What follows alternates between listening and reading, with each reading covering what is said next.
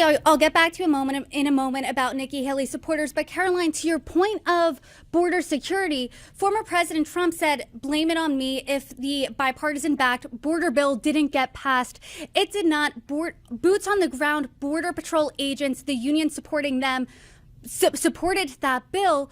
How do you square away the fact that former President Trump wants more border security with essentially no legislation getting passed? Isn't some legislation better than nothing?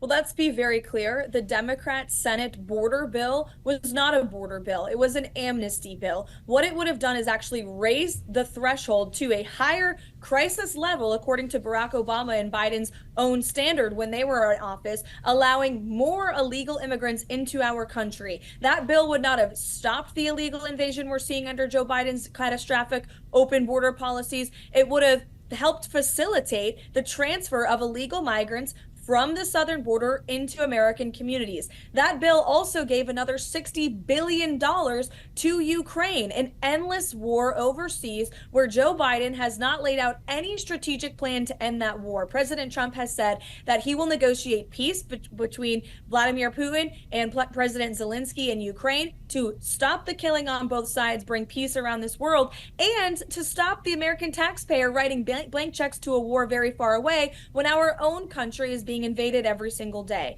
So that was not a border bill. That was an amnesty bill. That was another slush fund bill for Ukraine. And Joe Biden has the executive authority today, in this very moment, to shut down the southern border. He used that executive authority to open it, and now he's claiming that he doesn't have the authority to shut it down. That is a complete and utter lie. The American public knows that Joe Biden is wholly responsible for this wide open border crisis that has led to more than 10 million illegal people in our country, that has led to chaos and death and murders and rapes in every American community and state. Every state has become a border state, and that's why you see this as the #1 issue on voters' minds.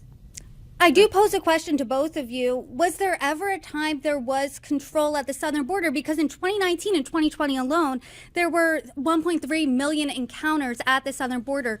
Julie, I'll turn to you first. We saw a much safer border underneath President Trump. What we've seen under President Biden has been 10 million that we know of. That's just what we know of. I can't imagine what the real number is. We're seeing more crime. And as President Trump has said in the rallies, we're seeing crime go down in other countries while it rises here in America. And it's because they're sending their criminals to the United States of America, and they're walking right in unchecked on our borders. I would like to go back to the question you posed about Nikki Haley. Sure, go ahead. Is that okay?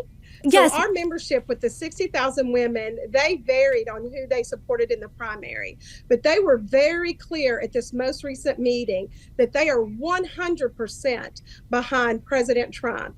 Everyone who, from Ron DeSantis to Nikki Haley to Tim Scott, they have all come back in, and they all pledged their unity, their support and their unity behind President Trump.